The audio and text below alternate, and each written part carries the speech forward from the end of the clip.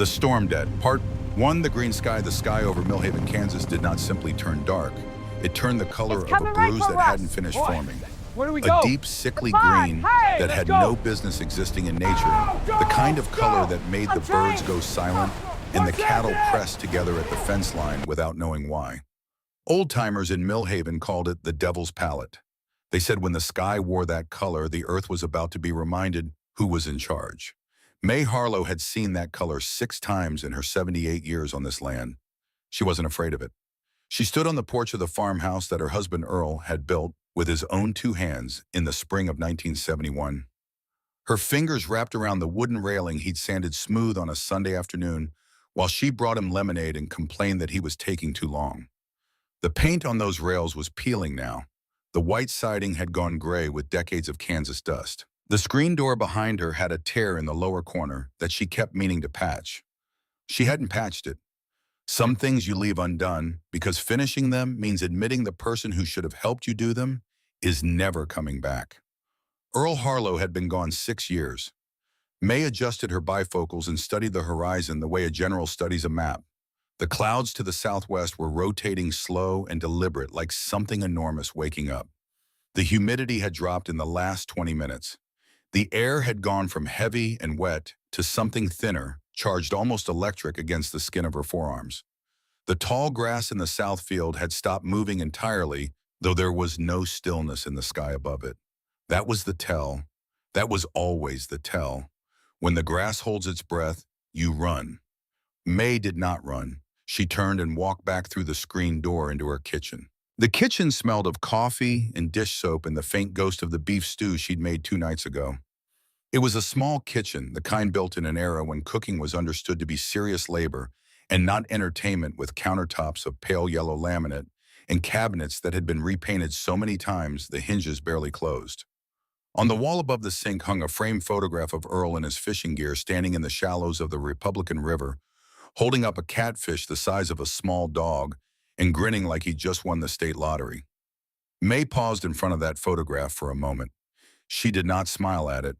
She simply looked at it the way you look at something you've memorized so completely that seeing it is the same as closing your eyes. Then she looked at the kitchen table. On the table in the center, held down by the sugar bowl to keep it from blowing away in the draft from the window she'd left cracked, was an envelope. White. Government issue. The return address read, Office of Code Enforcement, Millhaven Municipal Authority. It was the 11th one. 11 notices in 2 years. Fines for uncut grass along the county road. Fines for the fence that needed painting on the east side of the property. A fine for the gap in the drainage ditch that ran along the highway frontage. Each fine small enough to seem reasonable on its own.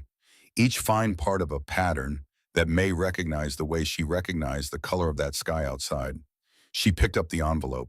She did not open it. She set it face down on the counter next to the sink. And underneath where it had been sitting, held in place by the weight of that government paper, was something else entirely. A large brown envelope, the kind with the metal clasp sealed with a strip of clear tape that had yellowed at the edges. The handwriting on the front was Earl's. She would have known it anywhere, that careful, deliberate print he'd learned in the Wichita legal offices where he'd worked for 23 years before they'd come back to the land for good. Strong vertical letters, no cursive.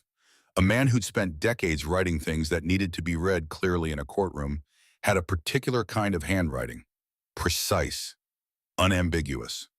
On the front of the envelope in black marker, he had written 4 words, Open when they come. May had found this envelope 3 weeks after Earl's funeral, tucked in the bottom of his old tackle box in the storm cellar, beneath a tray of lures he hadn't used in a decade. She had held it in her hands for a long time that afternoon, sitting on the concrete floor of the cellar with her knees aching in the smell of damp earth and old motor oil around her. She had not opened it. She didn't know exactly why. Maybe because opening it meant whatever Earl had been quietly working on in the last years of his life, all those evenings at the kitchen table with his reading glasses on and stacks of paper around him, all those phone calls he took in the back bedroom with the door closed, was real. And if it was real, then the threat was real. And if the threat was real, then Earl had known he wasn't going to be there to face it with her. May put her hand flat on top of the brown envelope, left it there for 3 seconds. Then she picked up her cane from where it leaned against the refrigerator and walked back to the porch. The funnel cloud was visible now. It was still high still, forming the tail of it, reaching down from the rotation like a finger testing the temperature of the earth below. But it was organized. It had intention. May had seen enough of these to know the difference between a funnel that would dissipate over open fields and one that had found its purpose. This one had found its purpose. She could hear it now. Not the wind, not yet, but the sound beneath the wind. A low subsonic pressure that you felt in your back teeth and the base of your skull, rather than heard with your ears. Old-timers called it the breath of the storm. The moment before the locomotive sound, the moment when the air itself seemed to pull back like a wave before it breaks. May gripped the porch rail, and then she heard something else. Down the long dirt road that ran a quarter-mile from the highway to the farmhouse, through the corridor of cottonwoods that Earl had planted along the fence line in 1978, as a windbreak they had owned the land since 1968, farming it on weekends before they moved back for good, and Earl had used those early years to plant and build the things that would outlast the commute, came a sound that did not belong to the storm. A mechanical scream. An engine pushed far beyond comfort, the pitch of it rising and cutting and rising again over the gravel. A single headlight appeared between the trees. A motorcycle. Big and black, the kind of machine built for serious distance rather than Sunday afternoon recreation. It was moving fast, far too fast for the gravel road, the rear tire breaking loose and fishtailing in the loose stone as the wind picked up and began throwing dust in lateral sheets across the lane. May watched it with the focused attention of someone who has learned that the world sends you exactly what it intends to send you, and there is rarely time to argue about the timing. The rear tire caught wrong on a patch of washboard gravel near the old gate post. The sound it made, a sharp, flat crack like a rifle shot, was the tire letting go. The bike slewed left with violent speed. The rider fought it for one long second, the kind of second that stretches out when you are watching something terrible happen and cannot stop it, and then the machine went sideways, and rider and bike separated in a chaos of chrome and dust and spinning wheels. The bike came to rest against the fence post, engine still turning over, with a damaged, laboring sound before it died. The rider was in the ditch. May was already moving. She came down the porch steps faster than she had any business moving at 78 years of age, with a hip that had been giving her trouble since February and arthritis in both hands that made cold mornings a particular kind of conversation with God. Her cane hit the ground, she leaned into it, and she moved. The wind was tearing at her housecoat. Behind her to the southwest, the sound that had been subsonic was becoming audible. A deep and building roar, the kind of sound that has no ceiling, that simply keeps growing until it fills the entire available world. She reached the edge of the ditch. The man in it was enormous. He was easily 6 feet 3 inches, built across the shoulders, like someone who had spent considerable years doing physical labor, wearing a black leather vest over a dark hoodie, both now coated in the gray gravel dust of her driveway. He was on his hands and knees, one leg folded wrong beneath him, in a way that made May's stomach tighten with medical certainty. He was trying to stand. The leg wasn't cooperating. He looked up at her. His face was bleeding above the left eye, a cut from the gravel that had opened cleanly and was producing the kind of dramatic quantity of blood that head wounds specialize in. His eyes were dark alert, despite the pain, the eyes of a man running on adrenaline who hasn't fully processed yet that the immediate danger is not over. His gaze went from her face to the sky behind her. May did not turn around. She had already seen what was back there. "My bike," he said. His voice was low and rough, cracked at the edges from the impact. "I need to get the—" "Leave it," May said. "The kit's in the sun." Her voice did not rise. It simply became something that people listened to, the voice of a woman who had run a working farm for 50 years and understood that there were moments when debate was a luxury no one could afford. "Look at the sky behind me and then tell me about your kit." He looked. May watched his face register it. The funnel had touched down 1.5 miles to the southwest, and it was a serious one, and a wide churning column of rotating debris that had already consumed the tree line on the far side of the nearest soybean field, and was eating its way northeast with the mechanical appetite of something that has no preference for what it destroys. The sound hit them both in the same moment. The locomotive, the tunnel, the sound that has no comparison to anything else in the natural world, a roar that seems to come from everywhere simultaneously, that vibrates in the chest cavity and makes the rational mind temporarily step aside. The man in the ditch went still. I can't. He tried to get his legs under him. The damaged one refused, his face contracted with pain. I can't walk on it. You don't have to walk far, May said. She pushed her cane into the ditch beside him and got her shoulder under his left arm. Put your weight here. He looked at her, this small, white-haired woman in a faded housecoat with bifocals and a wooden cane offering herself as a crutch while a tornado ate the horizon behind her. Lady May, she said, my name is May, and you are wasting time. Something in his face shifted.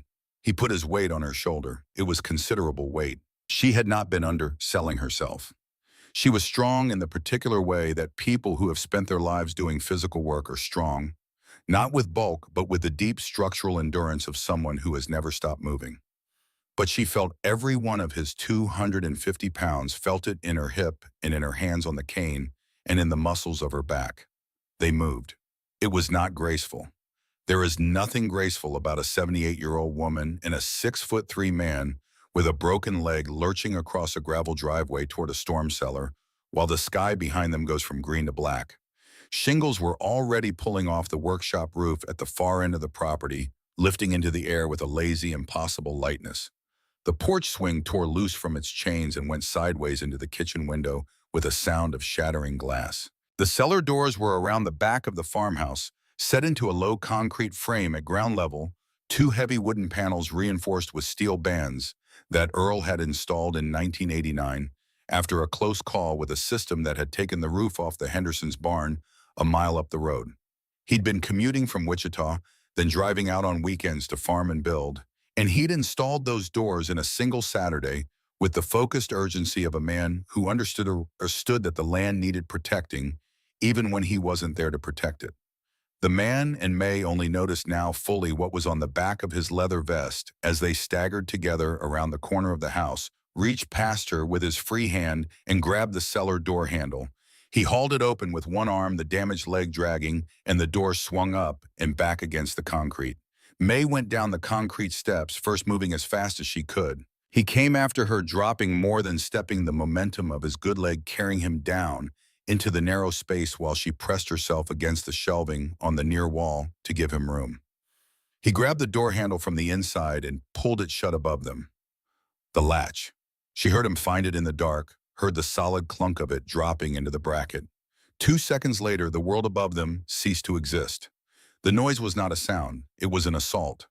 A physical force that pressed against the wooden door and the concrete walls and through the earth itself and into the floor, where May sat with her back against the lower shelf and her knees drawn up and her eyes closed. The door rattled in its frame with a violence that suggested the hinges were having a serious conversation with the bolts that held them. Dust rained down from between the wooden slats and steady curtains. Something massive struck the concrete frame above them. Once then again, impacts that transmitted through the structure and into May's spine. She kept her eyes closed. She had been in this cellar before in 1989, and in 1994, and in 2003. Each time Earl had been next to her. Each time they had held hands in the dark without discussing it, because there are things you do not need to discuss. She was aware very clearly of the absence beside her. Then a hand found her shoulder in the darkness. Not grasping, just present. You okay? The voice came from directly to her left, low enough to be heard under the roar above which was already beginning its slow grinding recession. I'm here, May said. She said it the way Earl used to say it when one of them woke from a bad dream. Not a report on condition, a statement of fact. I am here. I have not gone anywhere. For 3 minutes, the world above them was someone else's problem. Then the roaring faded. The door stopped rattling.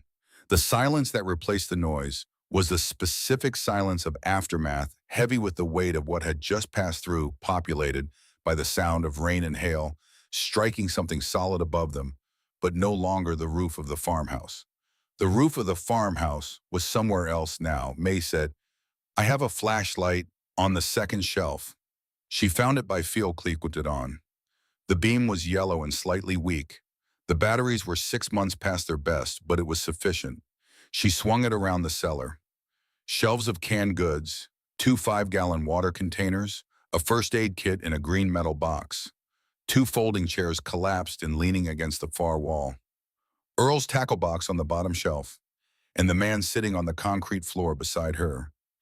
In the light of the flashlight, she saw him fully for the first time. He was younger than she'd estimated, in the chaos outside mid-30s perhaps, with a strong jaw and dark eyes and the kind of face that had been good-looking before life had put its hands on it a few times. The cut above his eye was still bleeding freely. He was holding his ribs with his free hand, breathing carefully the way you breathe when something inside hurts and you are trying not to find out how much. And on the back of his leather vest, she'd registered it outside but not processed it. There had been no time for processing. Outside was the death's head insignia of the Hells Angels Motorcycle Club. On his chest, the diamond patch that meant one thing and one thing only to anyone who knew what they were looking at. He saw her looking. She watched him brace for it, watched him prepare for the recoil that was apparently automatic when civilians got a look at what he was wearing in close quarters. His shoulders came up slightly, his jaw set. The expression that settled over his face was not aggression. It was something closer to the particular resignation of a man who has accepted that the world will see him a certain way and has decided to stop spending energy arguing about it. May turned away and set the flashlight on the shelf so the beam pointed at the ceiling, diffusing the light through the whole small space. She pulled the green metal first aid kit off the shelf and opened it on her knee. "You're bleeding," she said. "The cut above your eye. It needs pressure and then closure. Hold still." A long silence. "Lady," he started. "May," she said again. "Earl built these doors out of hickory with steel bands. You felt how they held. He knew what he was doing." She found the gauze pads. "Now hold still." And another silence different from the first. "I'm Garrett," he said. "Garrett Rourke." May pressed a gauze pad firmly against the cut above his eye. He didn't flinch. She noted this without comment. "What's the leg?" she asked. "Broken. Tibia, I think. Maybe fibula, too." He said it matter-of-factly, the way a man describes damage to a machine he knows well. "Can you feel your foot?" "Yes." "Good." She found the tape and the butterfly closures. "We'll splint it properly when the light is better. For now, there's a broom handle on the far wall, and I have a tablecloth in that bin under the bottom shelf. We'll manage." Garrett Rourke was quiet for a moment. Then he said, "You saw the patch." "I did." "You're not," he stopped. Afraid, May kept her attention on the gauze pad, applying steady pressure. "I've been on this land since 1968, Mr. Rourke. I've seen men in patches before. I've seen men in suits before, too." She paused. "In my experience, the suit is the thing worth being careful around." The silence that followed was a different kind of silence. "Earl," Garrett said slowly, "your husband was gone 6 years ago this past March." May moved carefully, her hands finding the butterfly closures by touch and habit. "He worked in a law office in Wichita for 23 years before we came back here for good. Said the law was important, but the land was true." She paused. "He was right about most things." "I'm sorry," Garrett said, "for your loss." The words were simple and direct and contained no particular performance. May decided she appreciated that. "Tell me why you were on my road," she said. He was quiet long enough that she thought he might not answer. "Then Flagstaff. I'm heading to the chapter house in Flagstaff, taking back roads." A pause. I needed to think. "Long way from Tulsa on back roads." He looked at her. "How'd you know Tulsa?" "Your plates. I saw them when you went past the first time about an hour before the storm. I thought somebody driving like that on my road either knows where they're going or they're running from something." She had the butterfly closure ready. "Hold the gauze, I need both hands." He held it without being told twice. "I'm not running," he said. May applied the closure carefully along the cut's edge. "Then you're thinking very hard about something." "A beat. 8 months," he said. She waited. "I did 8 months. Got out 4 months ago." His voice was level, carrying the information without weight or apology. "There was a man in a parking lot in Tulsa.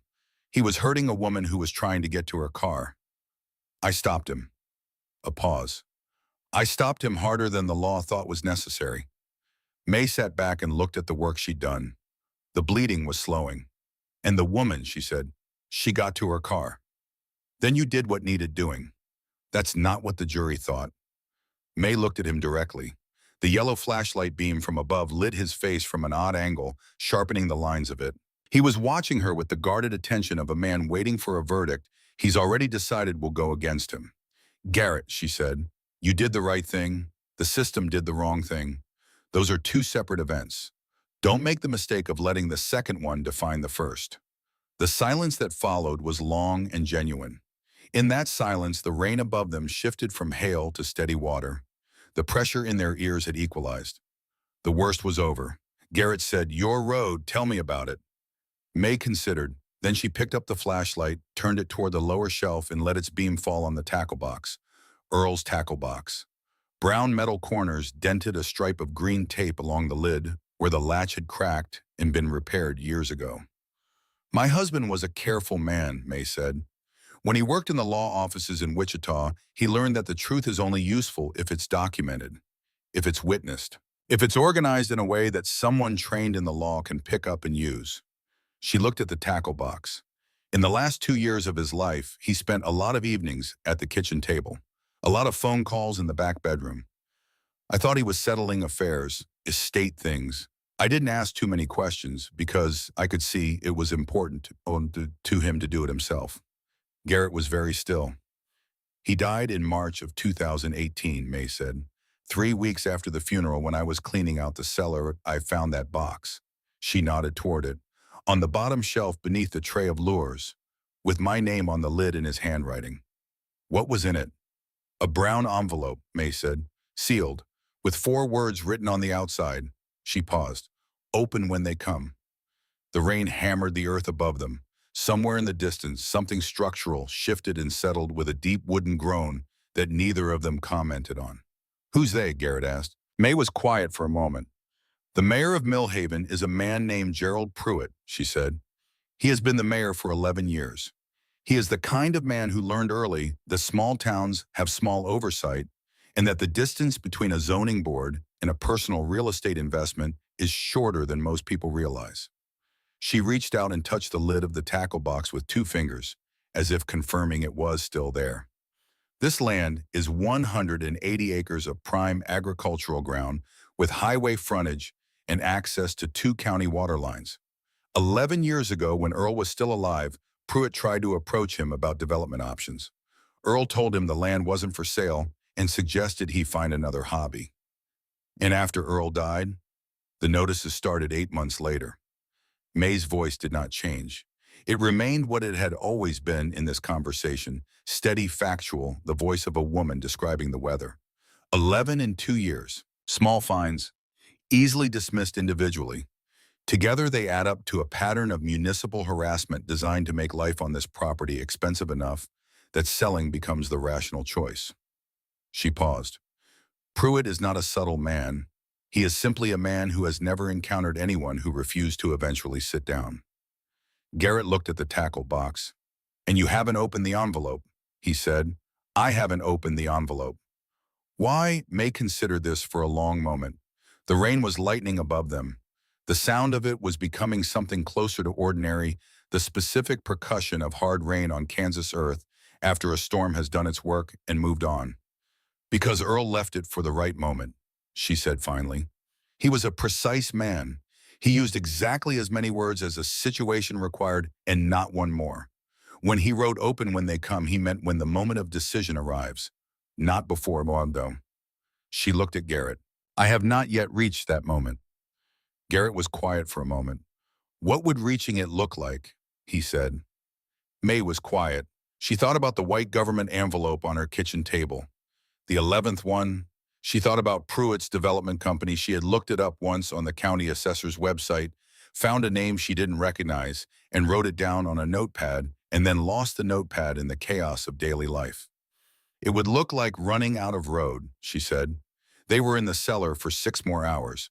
It took that long for the debris to be cleared from the doors. A fallen cottonwood from Earl's windbreak had come down directly across the concrete frame, and without the sound of chainsaws and voices and a dog barking somewhere in the near distance, they would not have known help had arrived. Garrett's voice had boomed in that small concrete space down here in the cellar down here, with the carrying weight of a man who had been in enclosed spaces before and understood that patience had its limits. They cut through the tree with a fire department chainsaw. The light that flooded in when the doors finally swung open was the pale, washed-out light of late afternoon after a hard rain, and it was the most beautiful thing May had seen in a long time.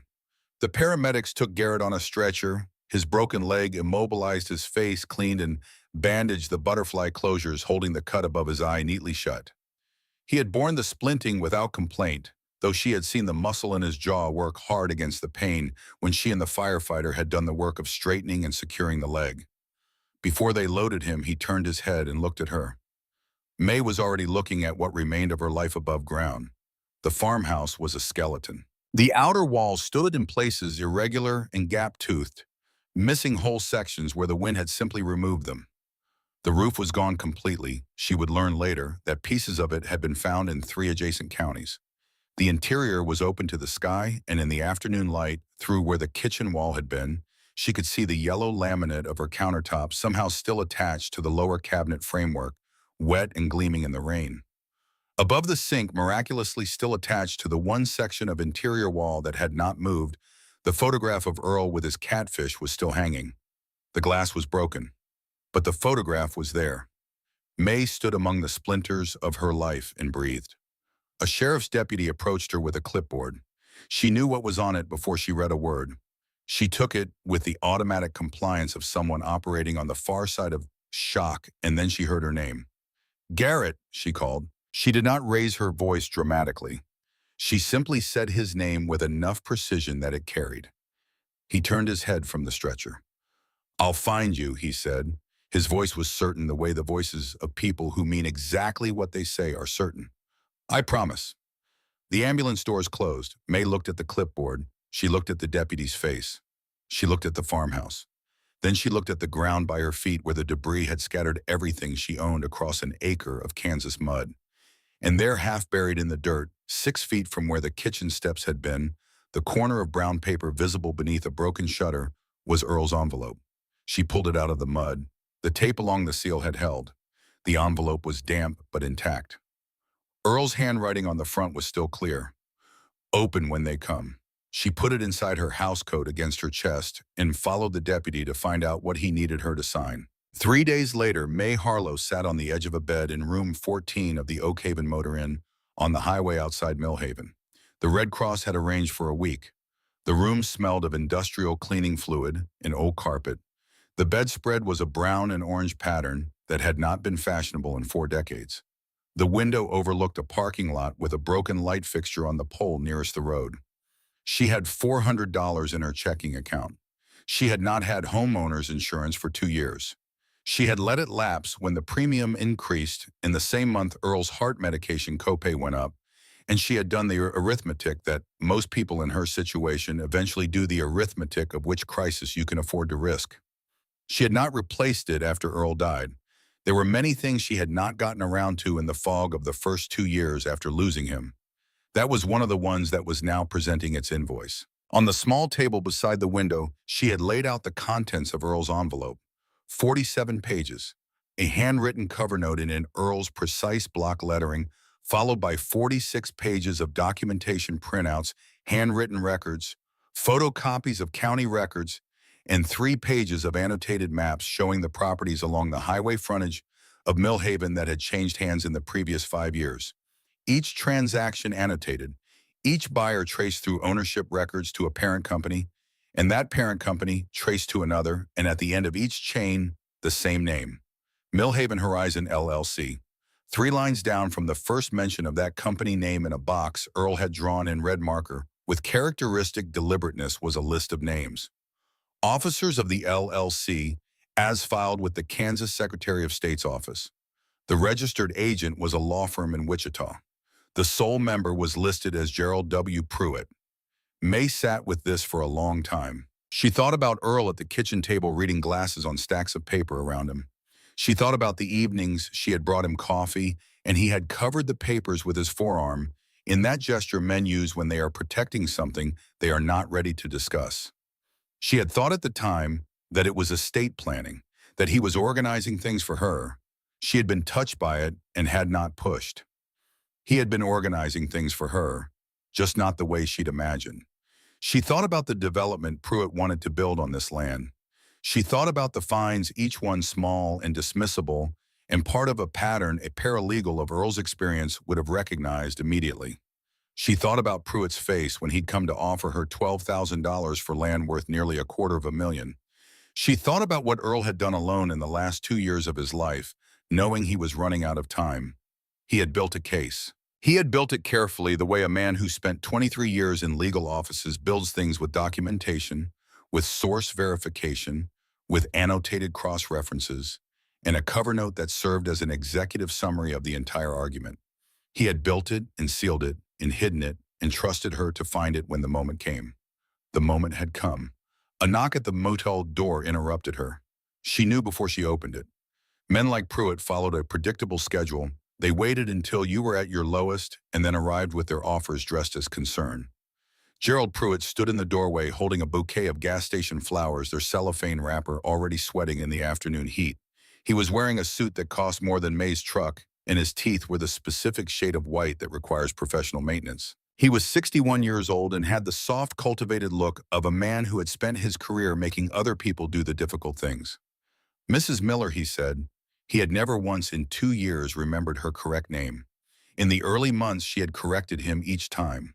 Then she had stopped because she had understood by then that this was not carelessness. It was a choice. Small erasures practiced until they became habit. He called her the wrong name because it reminded him and was meant to remind her that she was to him a name on a property record. An obstacle with a file number. Gerald, May said. She did not invite him in. She did not take the flowers. He produced an expression of reasonableness, the kind that requires effort. I'm here on behalf of the town. What happened to your property? A tragedy. Just a tragedy. He held out the bouquet. When she didn't reach for it, he let his arm drop slightly, recalibrating. The cleanup cost alone will be significant. The fines for the debris, the hazard ordinances, it's complicated. I don't want that for you. May said nothing. I have developers I work with. Pruitt continued, shifting to his prepared text. They're willing to take the land as is, pay the cleanup costs, and they'll give you a check for $12,000. You could go somewhere comfortable, May, somewhere that takes care of people. He smiled. It's the sensible thing. $12,000. She did the arithmetic without moving her eyes from his face. The land was worth 20 times that at current agricultural rates, and that was before factoring in the highway frontage and the waterline access. He knew it. She knew it. He was counting on her not to know it, or on her being too exhausted and too alone to act on what she knew. Get away from my door, May said quietly. The smile held for one more second, then something colder moved behind it. Be reasonable. You have nothing. You are a homeless old woman with a pile of lumber where your house used to be. He set the flowers on the threshold the way you set something down when you're done with it. Who is going to help you? He left without waiting for an answer. May closed the door. She stood in the small room for a long moment, looking at the brown envelope on the table at Earl's 47 pages spread in their careful order. She thought about Pruitt's retreating footsteps in the hallway. She thought about what he had just told her, without meaning to tell her that he was afraid of something. Men who are not afraid do not come to a motel room with gas station flowers and wrong names. Men who are not afraid do not make offers that low, because men who are not afraid do not calculate the minimum it takes to make someone disappear. He was afraid because the construction had started before he could get to the land. He was afraid because 300 bikers from 3 states were not the opposition he had planned for. Good, May thought. Fear makes men sloppy. She picked up the phone and called the number Garrett Rourke had written on the back of the paramedic's intake form, which he had folded and pressed into her hand before they loaded him into the ambulance, which she had kept dry through 3 days in a motel by putting it in the inside pocket of the blue dress she kept for Sundays. The phone rang 4 times. Rourke. His voice was the same as it had been in the cellar. Steady. It's May Harlow, she said, from the farm on County Road 9. A brief pause. May. Something in his voice shifted a warmth that was not soft the way a fire is warm without being soft. I was going to call you. How are you? I'm in a motel room with $400 and no house, May said, but I have something else. She looked at the 47 pages spread across the table beside the window. Garrett, I need someone who knows how to use legal paperwork. Someone who understands what they're looking at when they see documented evidence of municipal fraud. A silence. Tell me, he said. Earl built a case against Pruitt, she said. All of it. Documented, cross-referenced, 4 years of shell company transactions and property records, and a chain of beneficial ownership that ends with the mayor's name on a limited liability company that has been quietly purchasing land along this highway for a decade. She paused. He left it for me. He knew I would need it. Another silence. Longer this time. May, Garrett said. I need to make a call. I know, she said. This is going to get complicated. It's already complicated, May said. I'm simply tired of being the only one in the room who knows it. She heard him exhale not a sigh, but the breath of a man who has made a decision and is letting his body catch up to it.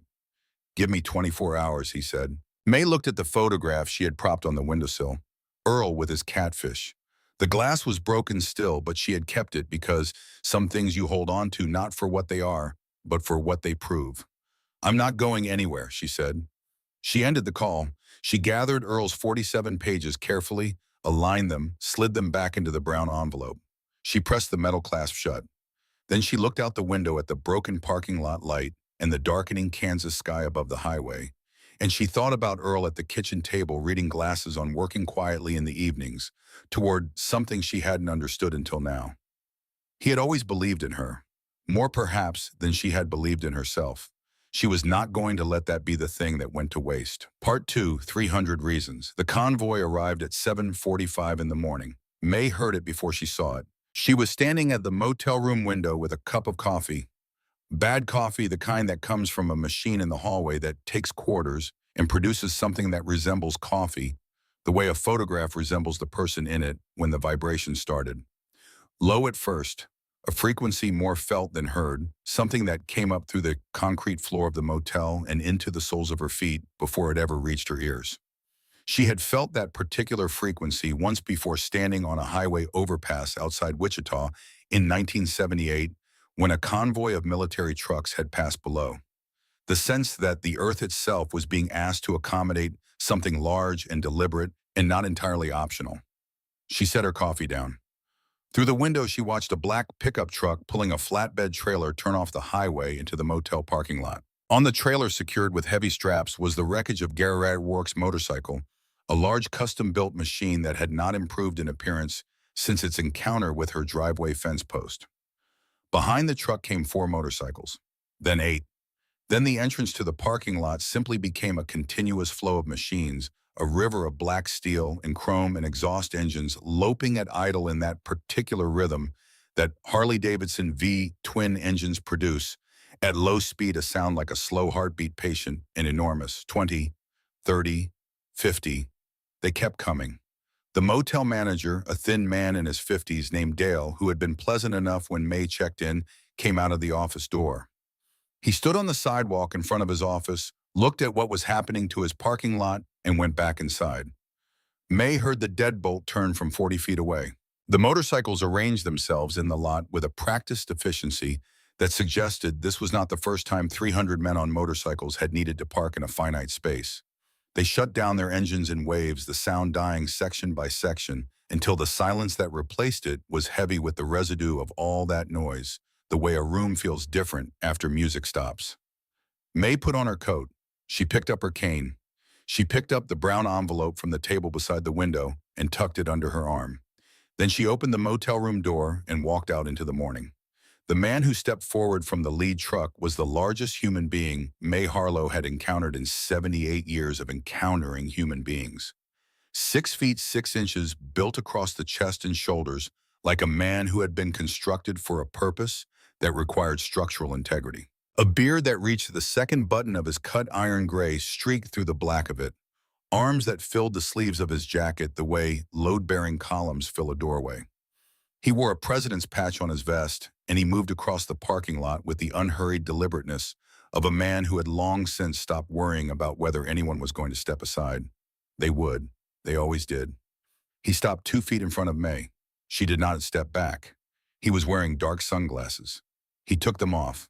His eyes were the particular gray of Kansas sky in November, not cold, not warm, simply present, seeing everything. May Harlow, he said.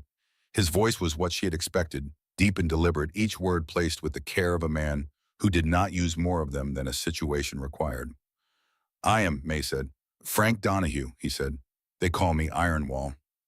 He paused. I understand you pulled Garrett Rourke out of a ditch while a tornado was eating your fence line. I did what the situation called for, May said. Ironwall looked at her for a long moment.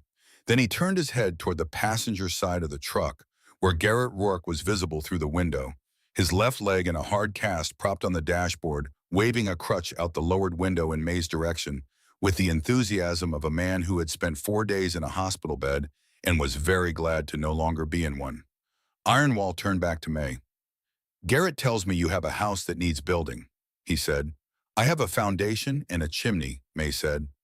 What was above the foundation is in 3 counties, and a mayor who wants the land underneath the foundation. He wants what's under all of it, May said. The land, the water rights, the highway frontage. He's been working toward it for several years. She adjusted the brown envelope under her arm. My husband documented it, all of it. I have 47 pages. Ironwall's gaze dropped to the envelope, came back up. Garrett said you need someone who knows how to use paperwork like that. I need several things, May said. I need a house. I need a lawyer who understands property fraud. And I need people who are not afraid of Gerald Pruitt. She looked at the 300 men arranged behind Frank Donahue in the parking lot of the Oak Haven Motor Inn. It appears you may be able to assist with at least 2 of those. The silence that followed was brief. Then Ironwall said, load up. He said it at normal volume and somehow it reached every corner of that parking lot. We're going to see the land. May rode in the passenger seat of the black pickup truck. Garrett was in the back seat, Cass propped on the center console, giving her a running account of the chapter members who were following them that she had not asked for but found she did not mind. Ironwall drove with one hand on the wheel and said very little which May appreciated. She had never trusted people who filled silence with noise simply because the silence made them uncomfortable. They turned onto County Road 9.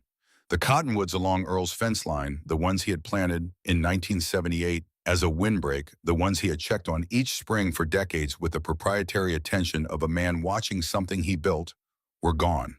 Most of them. The tornado had taken them at the base or lifted them entirely and deposited them elsewhere. What remained were stumps raw and pale and the smell of fresh split wood mixing with the smell of rain-wet earth. May looked at the stumps as they drove past. She did not say anything. The farmhouse, what remained of it, was visible from the road now in a way it never had been when the cottonwoods stood. The chimney rose from the debris field like a monument. 3 partial walls remained standing without purpose, the interior open to the sky. The debris field extended 40 yards in every direction, a geology of broken lumber and twisted metal roofing, and the scattered artifacts of 50 years of living. Ironwall parked.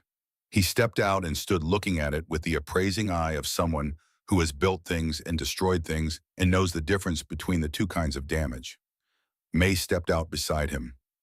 Behind them, the convoy was settling, 300 engines shutting down in sequence, the clicking and ticking of cooling metal, the sound of boots on gravel.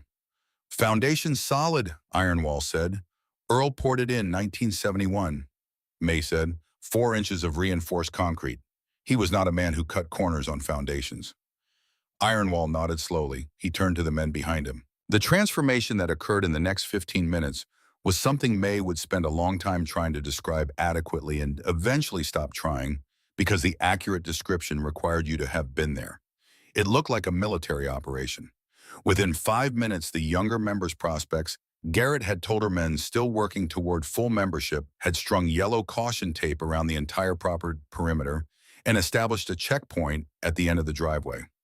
A man named Dutch Compact, shaved head forearms, covered in faded tattoos, had an industrial diesel generator off a trailer and running before the caution tape was finished going up. A kitchen tent the size of a small barn erupted from the bed of a second pickup truck, poles clicking together with the practiced speed of people who have set up camp in many conditions. Ironwall moved through all of it like a current through a circuit, issuing instructions in short, precise bursts that were executed without repetition or discussion. May watched all of this from beside the chimney. Garrett hobbled over on his crutches. His cast was decorated, she noticed, with what appeared to be the signatures of several chapter members, and a drawing of a motorcycle that had been rendered with more enthusiasm than anatomical accuracy. "You all right?" he said. "I'm watching," May said. "It's something to watch." "It is," she agreed. "Where is Dockett?" Garrett tilted his head toward a man standing near the generator with a phone pressed to his ear. Desmond Dockett Thorne, May had heard his name twice from Garrett during the drive, was 47 years old, lean, in the way that men who are always moving are lean, wearing his Hell's Angels cut over a collared shirt the color of old ivory. Wire-rimmed glasses with gold frames. The kind of face that courts and conference rooms responded to, precise, composed, carrying the specific authority of someone who is nearly always the most legally informed person in any given room and has learned to wear that fact quietly. He ended his call and walked toward May. "Mrs. Harlow." He extended his hand. His grip was firm and brief. "Garrett's told me the broad shape of things. I understand you have documentation." May held out the brown envelope. Dockett took it with both hands, which she noted as a mark in his favor. A man who handles documents with both hands understands what documents are worth. He opened the clasp, carefully drew out the pages, and began reading the cover note. May watched his face. She had watched Earl's face the same way in the early years of their marriage, when he read something at the kitchen table. Earl's face gave very little away while he was reading. He had trained it out of himself in the legal offices, the habit of neutral reception, because a good legal reader does not prejudge the document. But when he finished, when he set the last page down and took off his glasses and sat back, his face would settle into an expression that told you everything about what he'd found.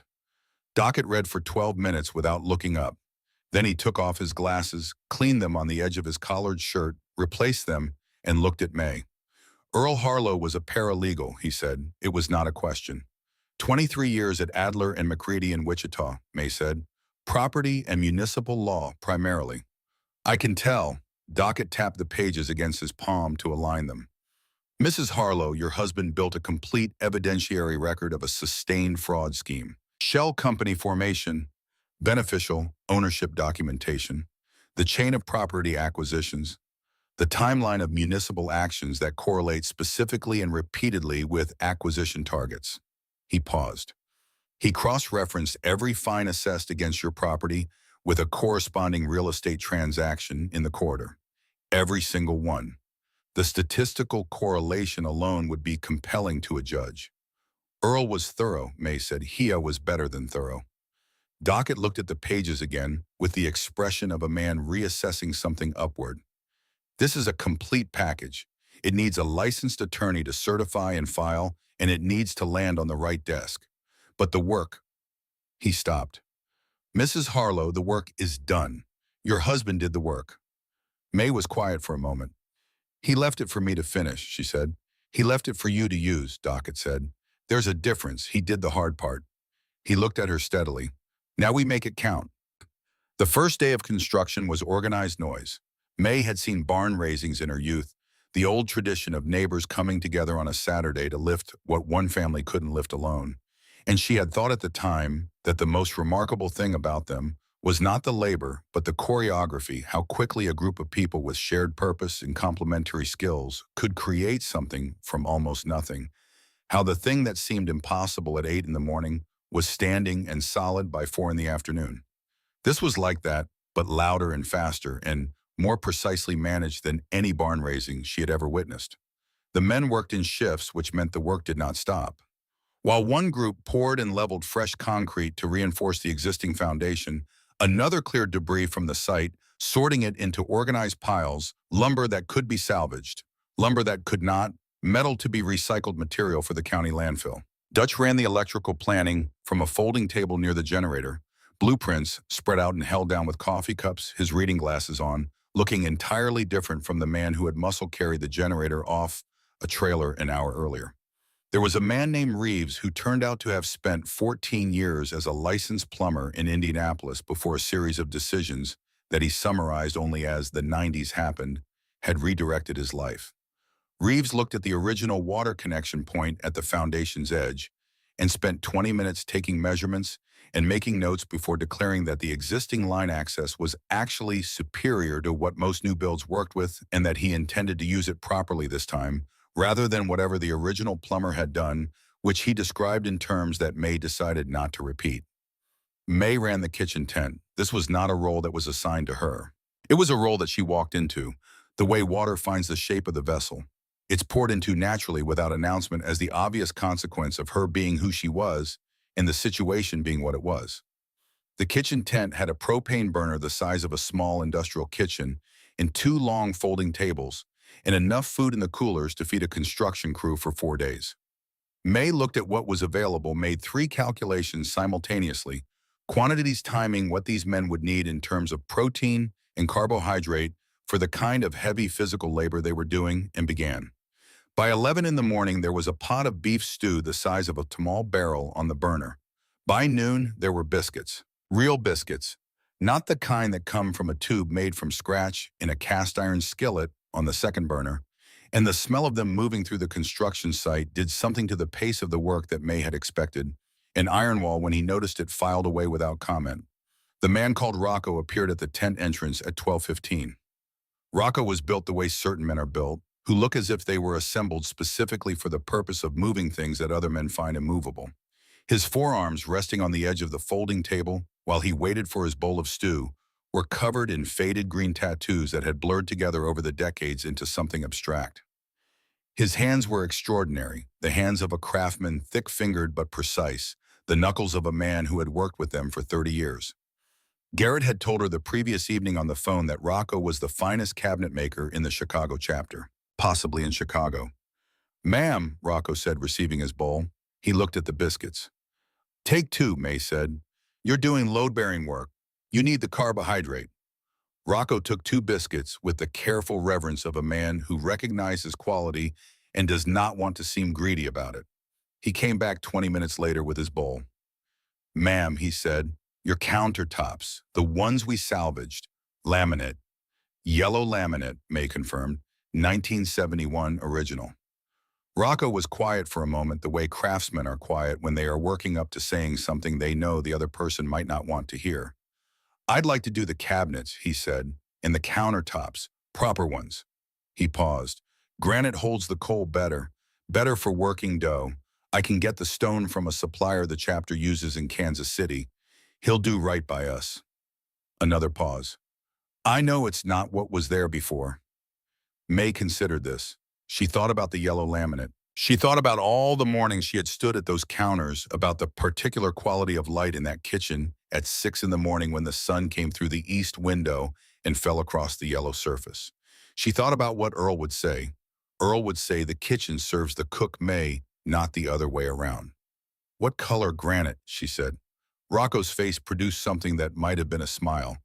"Black with gray veining, simple. It'll suit the room." "All right," May said. "Take another biscuit." Where the swear jar appeared on the second morning. May produced a mason jar from the supply tent, wrote "swear jar" on it in black marker, and placed it on the folding table at the entrance to the kitchen tent with a handwritten sign, $20 per infraction. No exceptions. Ironwall saw it when he came for coffee at 7 in the morning. He looked at it for a moment, then looked at May, then looked back at it. "Your tent," he said. "My tent." May agreed. By the end of the second day, the jar held enough money to buy a new refrigerator with cash remaining. May kept a running count and said nothing about it, which the men found more uncomfortable than if she had made a production of the whole thing. During those first 2 days, May did something else besides cook. She paid attention. She watched each man at work with the same focused interest she had once given to Earl's legal papers, looking for what was actually there, not what she expected to find. She asked questions, the kind that seemed like casual conversation but weren't. She learned that Dutch had spent 4 years as a master electrician's apprentice before his license lapsed in circumstances he didn't elaborate on, and that he worked to higher standards than his expired credentials required because he couldn't tolerate doing it any other way. She learned that a quiet man named Briggs had been a Kansas City police officer for 11 years before a line-of-duty injury ended it, and that he still carried the habits of a cop. He noticed everything and remembered it. She stored all of this without appearing to. On the morning of the third day, the water stopped. It stopped mid-pour. Slate, the man working the concrete mixer, had the hose running full when it simply dropped to nothing, a trickle, then air. He called for Ironwall. Ironwall checked the main valve at the road. Nothing. May was at his side when he made the call to the water department. She listened to the woman on the other end of the line explain with the specific cadence of someone reciting a prepared statement that a leak had been detected in the sector, that there was a contamination risk, that the main had been shut off for public safety, that parts were on back order, that restoration could be expected in 3 to 4 weeks. Ironwall hung up. He looked at May. "Pruitt," she said, without question. May looked at the concrete mixer sitting idle. She looked at the half-finished walls rising from Earl's foundation. She thought about what 3 or 4 weeks of work stoppage would mean: the permits, the exemption window, the weather, the chapter members who had families and homes and lives that had been suspended to be here. "What do you need?" she said. Ironwall was already on the phone. 6 hours later, the ground shook again. Not motorcycles this time. 18-wheelers. A convoy of silver tanker trucks, 4 of them moving down County Road 9, with the unhurried authority of vehicles that have the right-of-way by virtue of their mass. The chapter's freight connections, a network of trucking relationships that May did not ask about in detail and Ironwall did not offer, had produced 8,000 gallons of water and the means to deliver it. The concrete mixer was running again within 30 minutes of the trucks arriving. Pruitt had tried to thirst them out. He had forgotten who he was dealing with. That evening, sitting on an overturned crate near the kitchen tent with a cup of proper coffee, Ironwall had produced a commercial percolator from somewhere that made the motel hallway machine seem like a bad joke. May reviewed Earl's documentation one more time. She had a legal pad now and a pen, and she was making notes in the margin of her own copy, cross-referencing the shell company structure with the timeline of fines. Docket, the man with the gold-rimmed glasses, sat across from her with his laptop open, periodically asking her questions that she answered from memory or from the pages in front of her. They had been doing this for 2 evenings running. "The 2019 filing," Docket said, "the initial formation of Millhaven Horizon. Earl has the registered agent as the Whitmore firm in Wichita." "Correct." "And the sole member listed as Pruitt." "Correct." "Do you know if Earl was aware of the Whitmore firm's connection to the county zoning board?" May looked up. "What connection?" Docket turned his laptop to show her. He had been doing his own research in parallel with Earl's documentation, running the threads Earl had identified forward into the present. "The senior partner at Whitmore, a man named Callister, sat on the Millhaven County Zoning Advisory Board from 2018 to 2021. He recused himself from 2 votes during that period. Both votes involved properties in the highway corridor that subsequently sold to companies in the Millhaven Horizon ownership chain." May looked at the laptop screen for a long moment. "Earl knew about Pruitt," she said slowly. "I don't know if he'd gotten that far with Callister." "It doesn't matter," Docket said. "What Earl built is sufficient. This is additional." He closed the laptop. "I've been in touch with a contact at the State Attorney General's office, not officially, informally. She knows the landscape in Millhaven, and she's been watching Pruitt for reasons unrelated to your property." He paused. "She's interested." May said nothing for a moment. She thought about Gerald Pruitt sitting in his office in the municipal building on Main Street behind his desk with the leather chair and the framed photograph of himself shaking hands with the governor at some ribbon-cutting ceremony 3 years ago. She thought about him making phone calls to the water department. She thought about him watching the construction on her land proceed despite his efforts calculating his next move. She said, "What's his next move?" Docket considered.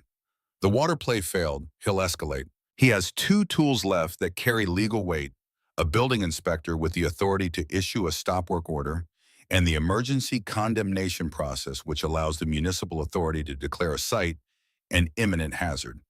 If he red tags the structure, he can buy himself enough time in the appeals process to outlast the permits and the exemption window. Can he make it stick? Not if the construction is legitimate." Docket looked toward the half-finished walls rising from Earl's foundation. "And that structure is better than legitimate. Dutch over-engineered the frame to a degree that I suspect is a point of personal pride. Those walls would survive what came through here last week." "Then we need to be ready for the invective," May said. "We do. And we need something else." He looked at her. "We need documentation of whatever Pruitt does next, not just the building inspector visit. Whatever he does outside the official channels, the pressure, the offers, the informal conversations, all of it needs to be on record." May looked at him for a moment. Then she reached into the pocket of her coat and produced her phone. It was a 3-year-old device that her nephew had set up for her at Christmas and that she used primarily for calls and occasionally for photographs of the garden.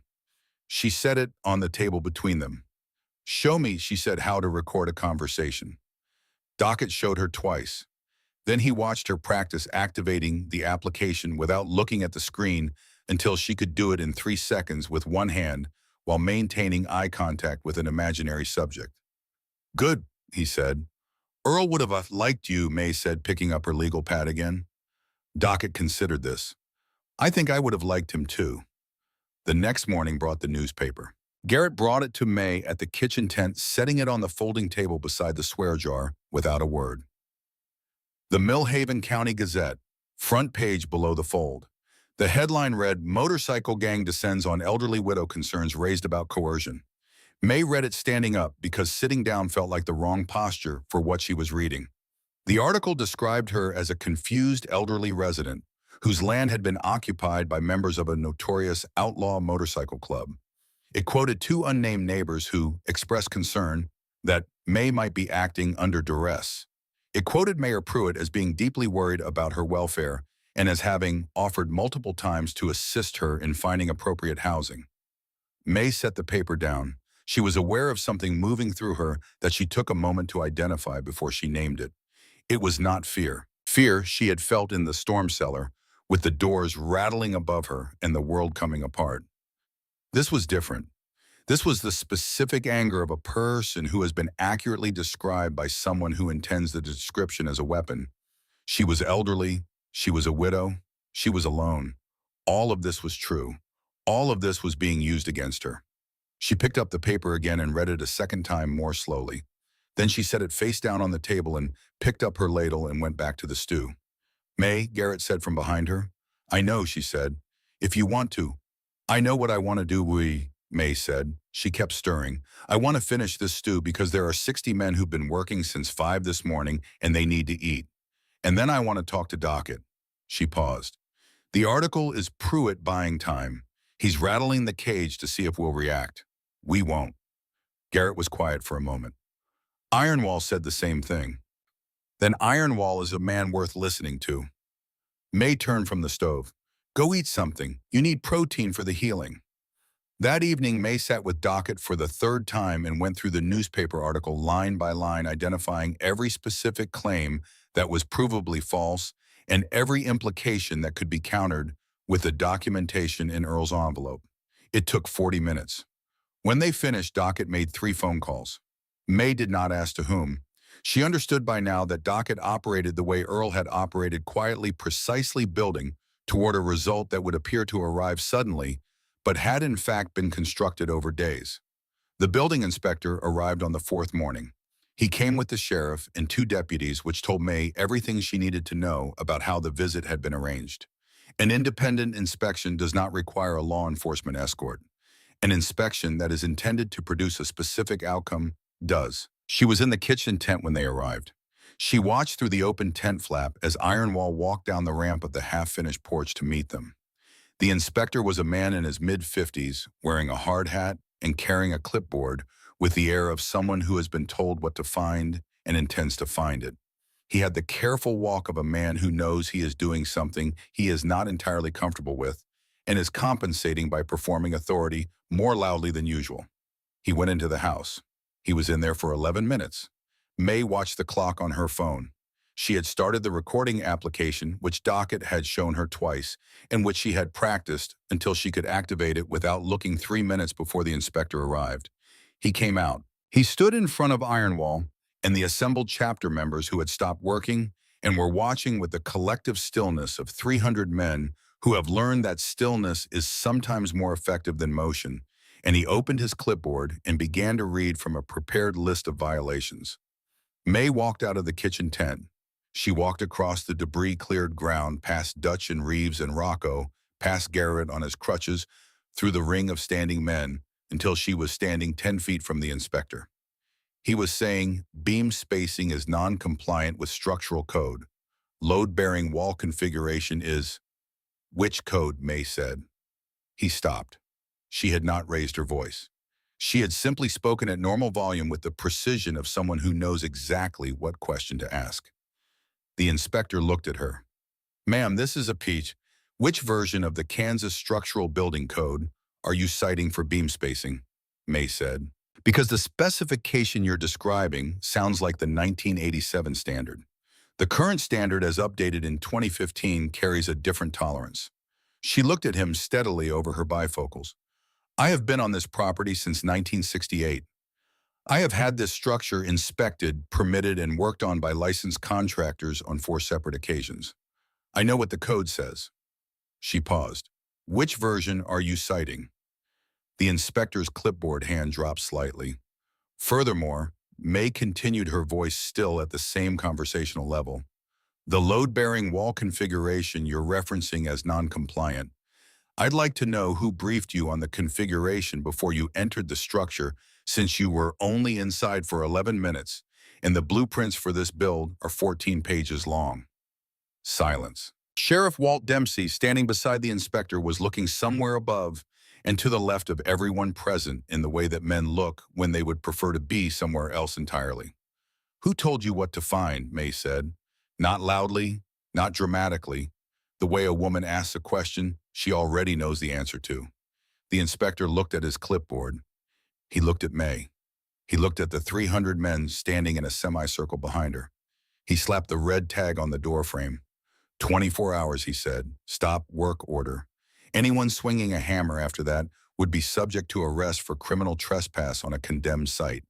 The deputies repeated this. The sheriff repeated this. They got back in their vehicles and drove away. May watched them go. Then she looked at Dockett, who had come to stand at the edge of the group. He gave her a very small nod. He had heard everything. They both had. The red tag on the doorframe caught the afternoon light, its color the specific red of official finality.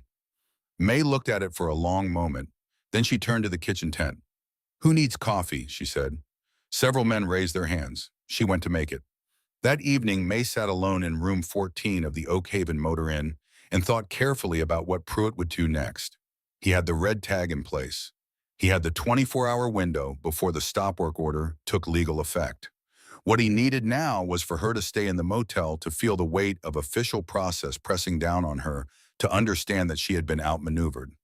She thought about this for a long time. She thought about what Earl had known about men like Pruitt from 23 years of watching them operate in the proximity of courtrooms and county offices. Earl had said once during a conversation about a particularly tedious property dispute he'd been working on that corrupt men were fundamentally lazy. They use the system, he had said, because the system does the work for them. Take away the system's cooperation and they don't have a contingency. They've never had to develop one. She thought Pruitt doesn't have a contingency. She thought he will come here tonight. She was right. The knock came at 11 o'clock. She opened the door before he knocked a second time. Pruitt looked worse than she had seen him. The performance of confidence that usually structured his face had developed visible cracks. His suit was right, his tie was right, his shoes were right, but his eyes were doing something that expensive clothes cannot fix, moving too quickly, settling on things and lifting off them without completing the thought. He was afraid. "Mrs. Miller," he said, getting her name wrong again, using the name from some old property record in a filing cabinet, somewhere reducing her to a document. "Gerald," she said. He looked past her into the room, then back at her. "I'd like to talk." "Then talk," May said. She did not step aside. She did not invite him in. He produced an expression of reasonableness, the kind that requires effort. "May, whatever comes next is going to be hard. The red tag stands. The appeal process takes months. By the time it resolves, the exemption window for emergency construction is closed, and everything those men built becomes subject to full permitting review. I don't want that for you." May said nothing. Her right hand was in her coat pocket. The recording application was running. $50,000, Pruitt said. "I'll have the check by Monday morning. You sign the quitclaim deed, you take the money, and this is over. You can go somewhere comfortable, somewhere that takes care of people." His voice found the cadence he used for things that he wanted to sound like kindness. "You've been fighting this alone for 6 years, May. You don't have to keep fighting." May looked at him for a long moment. She thought about Earl at the kitchen table. She thought about 47 pages of careful, precise documentation assembled by a man who had loved this land and this woman enough to spend his last good months building a weapon he would never get to use. Earl knew about you from the beginning, May said. Her voice was quiet and even. He knew what Millhaven Horizon was the moment he saw the first filing. He knew your name was on it. He spent 2 years documenting everything you did. She held Pruitt's gaze. He trusted me to finish it.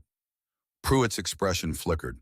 Something moved across his face that was not quite fear, but was adjacent to it, the sensation a man gets when he realizes that the room he thought was empty has someone in it. You don't have anything that, Gerald, May said. Go home. He stood in the doorway for 3 more seconds. Then he straightened his tie, the way men straighten things when they need something to do with their hands, and he walked back across the parking lot toward his car. May closed the door. She stood in the quiet of the motel room and took a slow breath. Then she reached into her coat pocket and stopped the recording.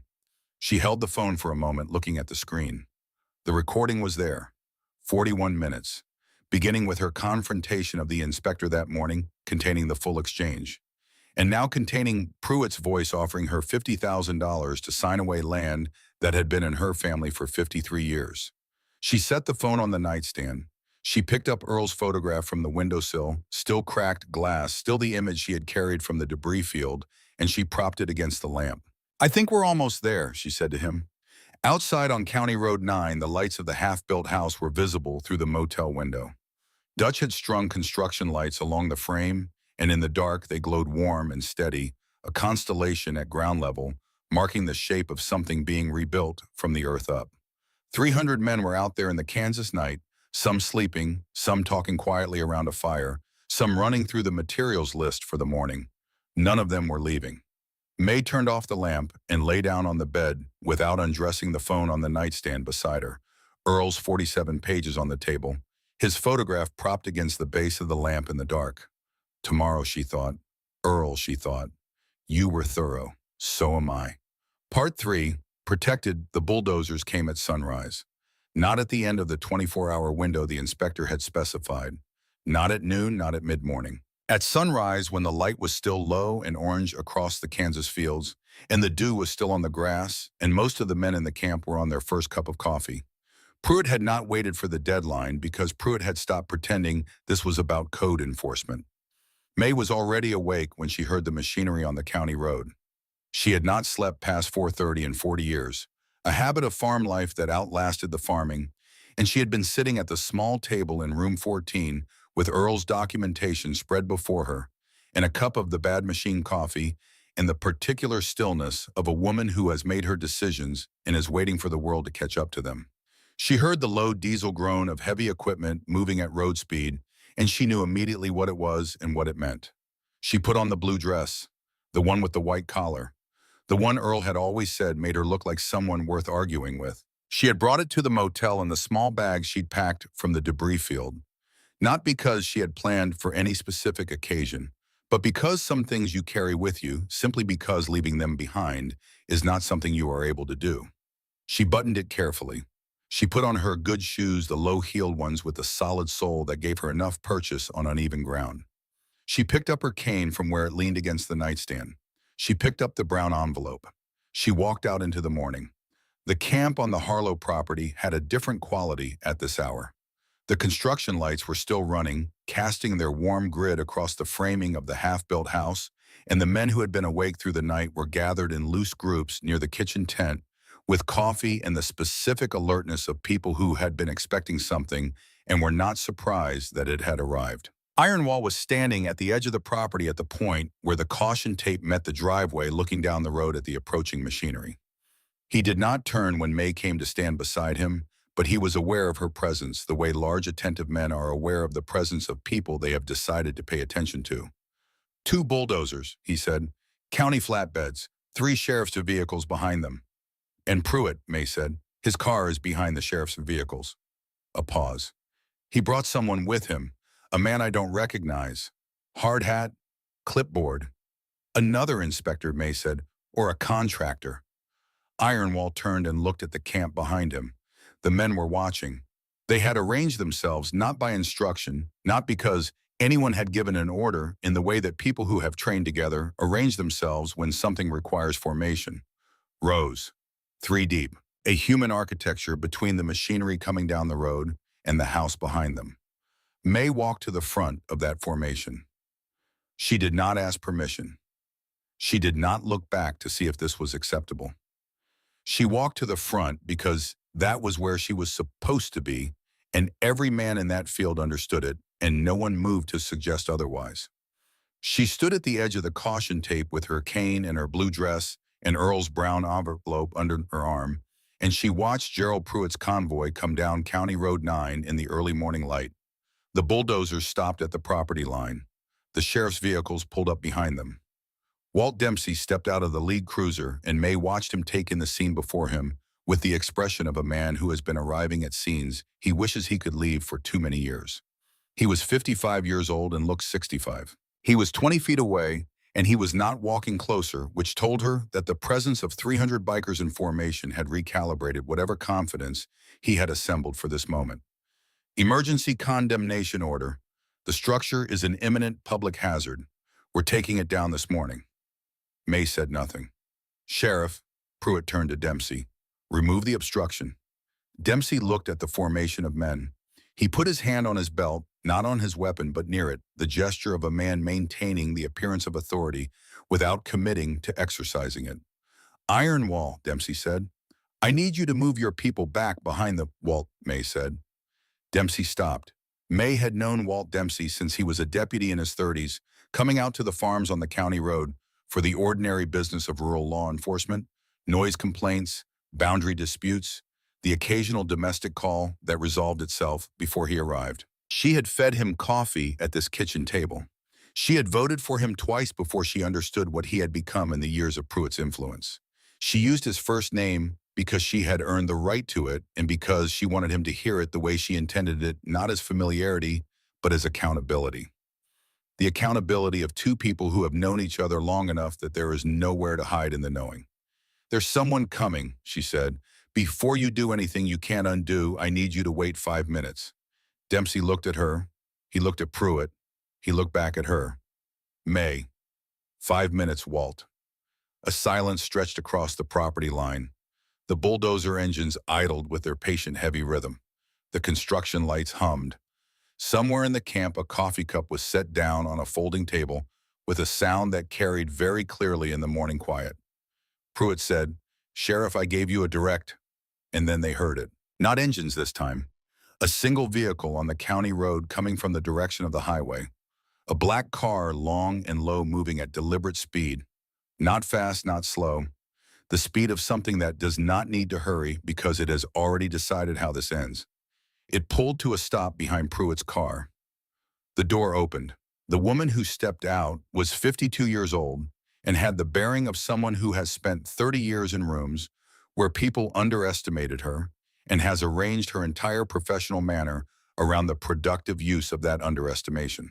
She was wearing a gray suit that had not been bought at any store in Millhaven County, and she moved across the gravel with the unhurried authority of someone who is always in every room. She enters the most consequential person in it. May had never met Sandra Voss in person. She knew her face from the newspaper, from the state attorney general's website, from the photograph Dockett had shown her 2 nights ago on his laptop when he said quietly and without drama that his contact had escalated the matter to her direct superior. Voss did not look at Pruitt first. She looked at May.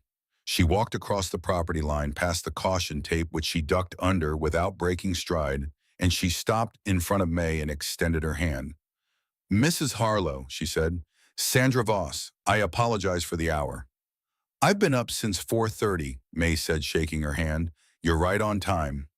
Voss turned.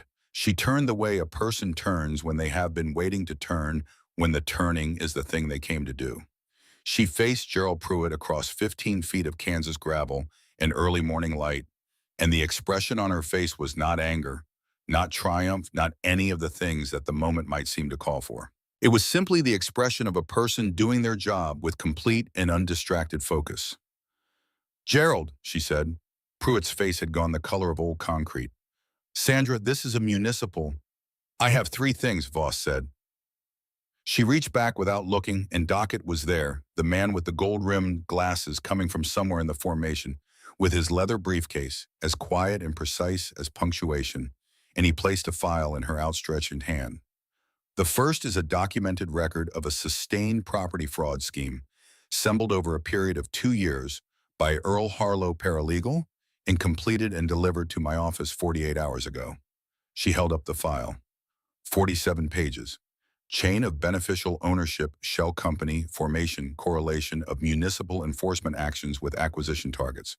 Gerald, your name is on the founding documents of Millhaven Horizon EO LLC as the sole member. We have the original filing from the Kansas Secretary of State's office. Pruitt opened his mouth. Voss continued without adjusting her pace. The second is an audio recording made on the evening of October 9th in the parking lot of the Oak Haven Motor Inn.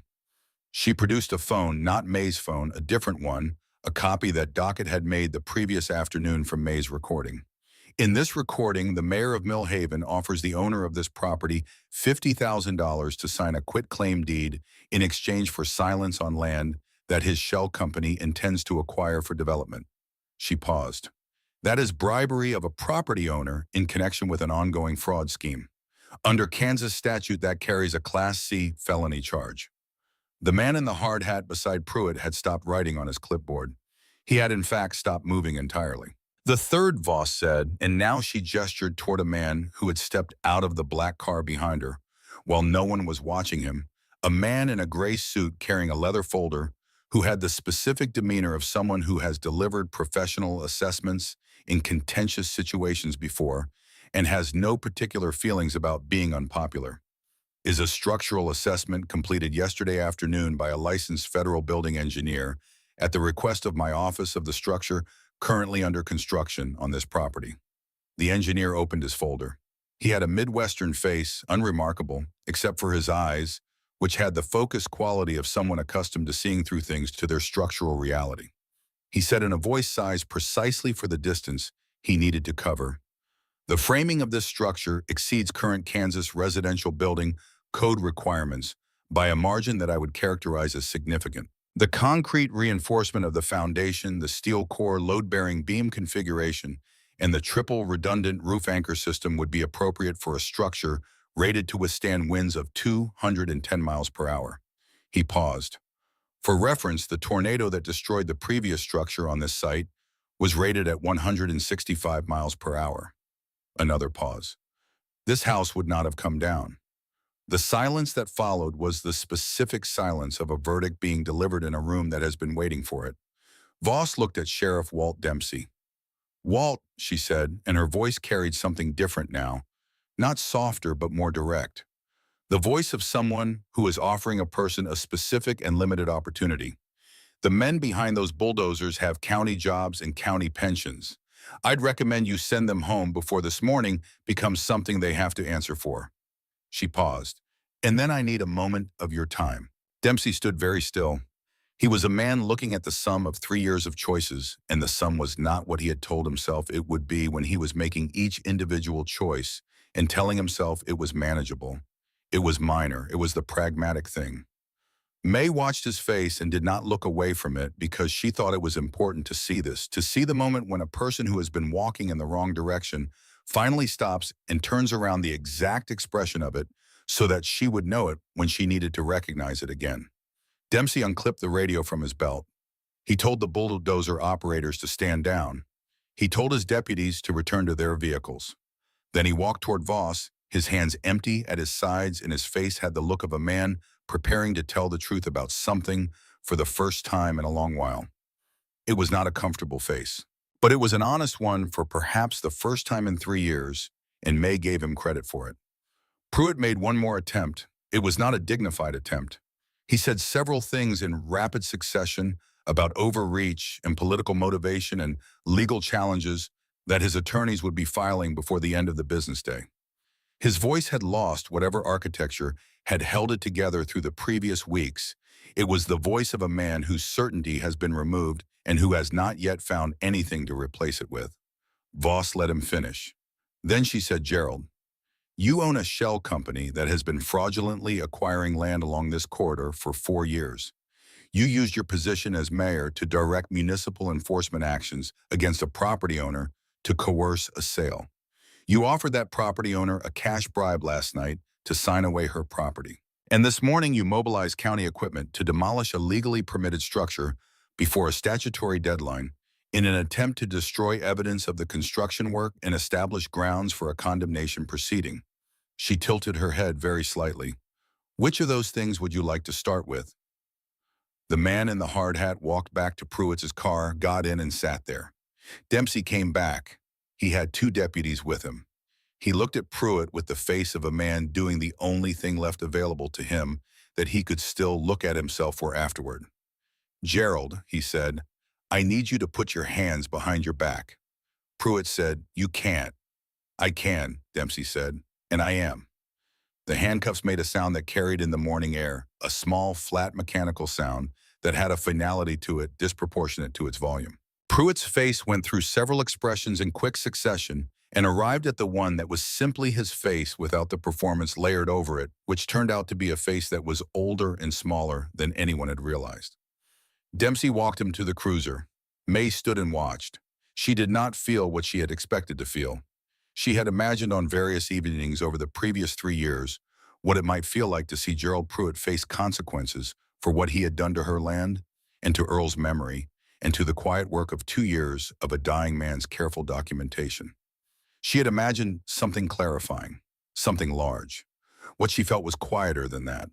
She felt the particular satisfaction of a thing done correctly, of a problem approached with the right tools and the right patience and finished properly.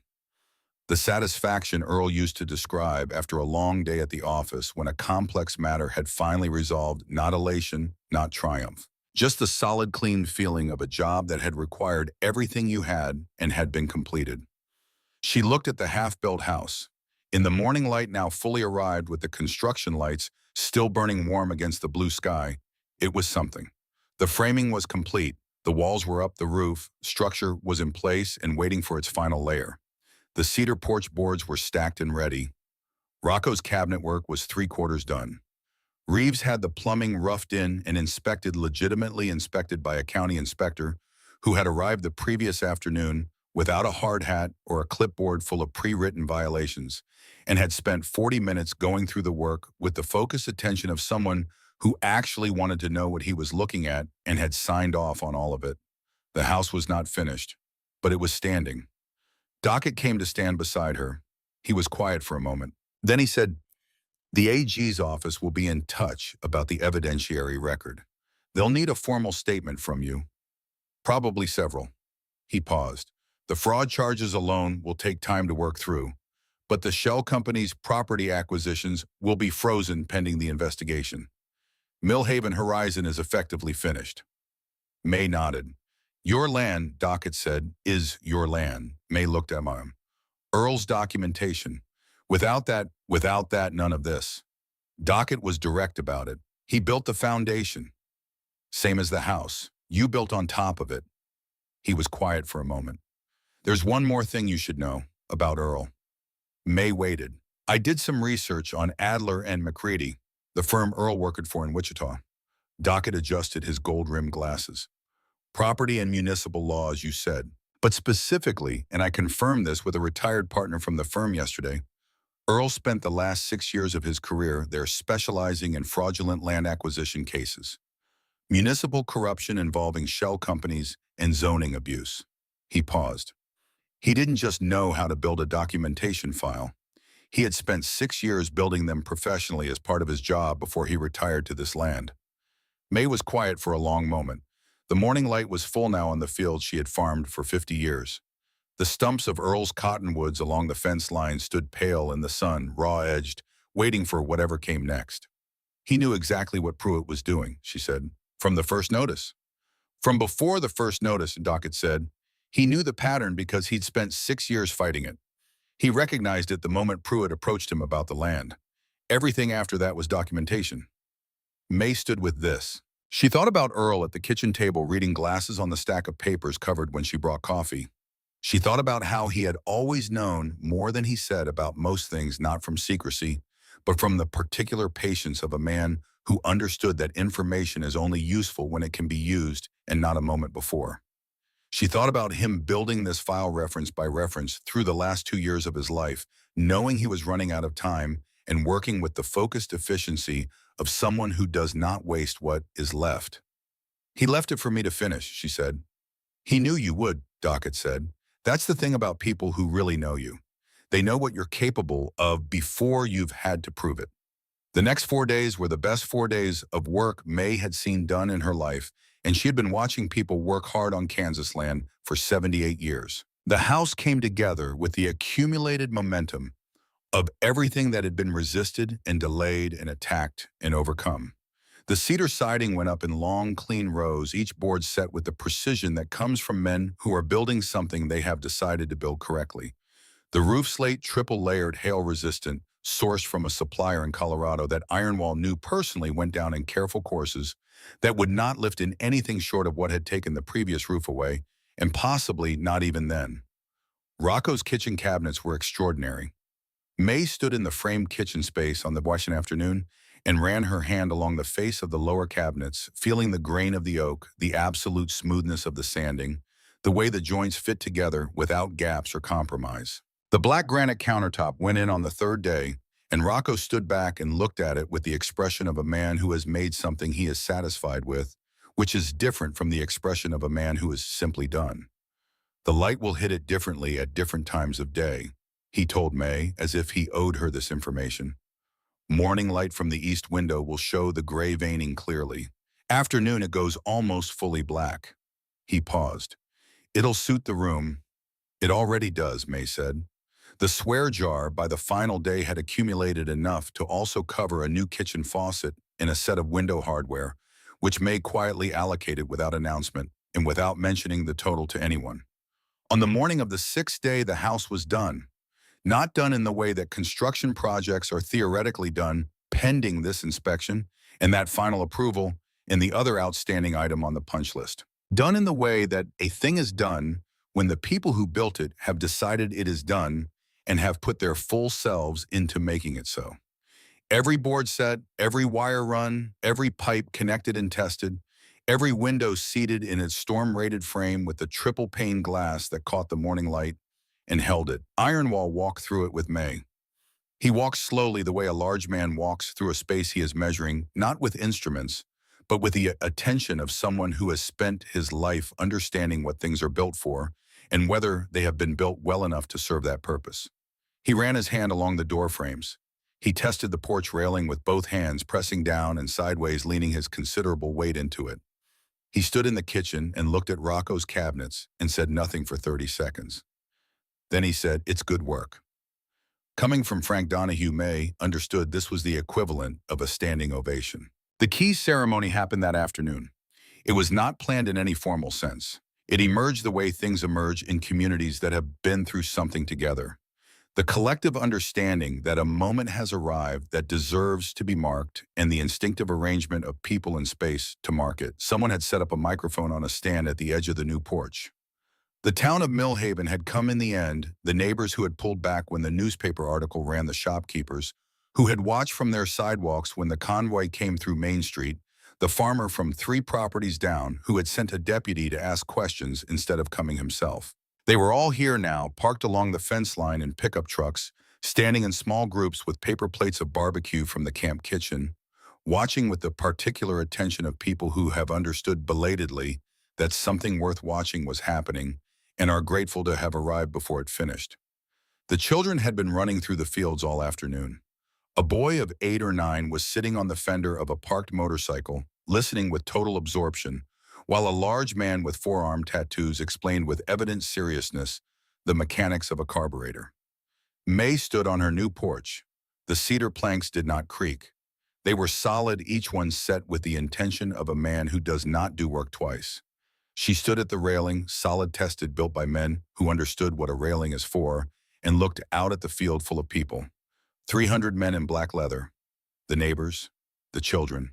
The particular quality of light on a June afternoon in Kansas, which people who grew up under it carry with them the rest of their lives, like a reference point, like a way of measuring all other light. She tapped the microphone. The thump of it carried across the field, and the crowd went quiet.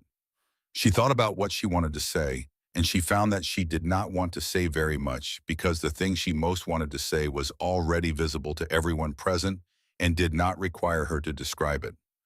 "I have been on this land for 50 years," she said. Her voice was steady, not performed steadiness, the genuine steadiness of a woman who has been through the thing and come out the other side of it with her footing intact. "Earl and I broke this ground together in the spring of 1971.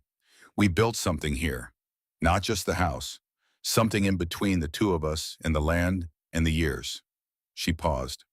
"When the storm came, I thought that was over. I thought the thing that was built was gone." She looked at the house behind her. "I was wrong," she said. "What was built between Earl and me, the care of it, the stubbornness of it, the refusal of it to be less than what it was supposed to be that didn't go anywhere. It was in the envelope he left me. It was in the work he did in those last 2 years when I thought he was just settling accounts." She looked out at the field. "And it was in every one of you who came here and picked up a hammer and decided that one woman's right to her own land and her own life was worth 3 states and 300 men." She waved Garrett forward. He came up the steps with a slight favoring of his left leg that would probably always be there now. The leg healed, but with the particular memory that broken bones carry. He stood beside her, taller than the microphone stand, by nearly a foot, looking out at the crowd with the expression of a man who is not entirely comfortable being looked at by this many people, but has decided to stand his ground about it. "I can't pay you," May said to him and to the field. "Ironwall told me if I tried to write a check, he'd use it for kindling." She let that sit for a moment. "But I can tell you what this was. It wasn't charity. It wasn't a good deed. It was a debt being paid in the only currency that actually means anything." She looked at Garrett. "You were in a ditch in the middle of the worst storm this county has seen in 20 years. You couldn't walk and you told me to save myself. And I want you to think about what that tells you about what you think you're worth." She held his gaze. "Think about it longer than you've been thinking about it." Garrett's jaw worked. He did not say anything. He nodded once, sharp and definitive, and that was enough. May reached into the pocket of her blue dress. She had been carrying what was in that pocket since the morning she found it in the debris field 3 days after the storm, half buried in the mud, beneath a piece of roofing tin that had come from somewhere else entirely and landed by accident exactly where it needed to land to protect what was underneath it. She brought it out, a silver pocket watch.